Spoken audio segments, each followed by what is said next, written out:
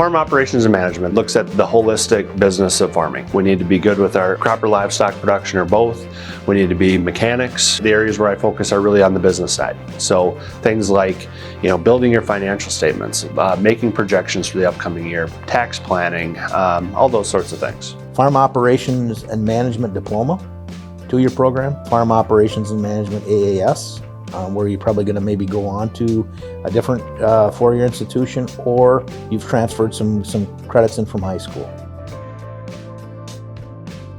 We do work really hard to make sure we integrate lots of labs and lots of hands-on learning. We do lots of out and about touring as well to make sure that people get a good perspective of what's happening in different operations around.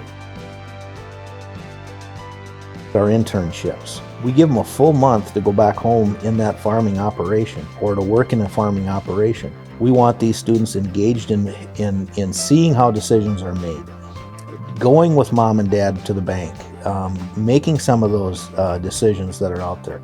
That's what's going to get them ready for the next 5 years when they're going to take over the reign as a farmer.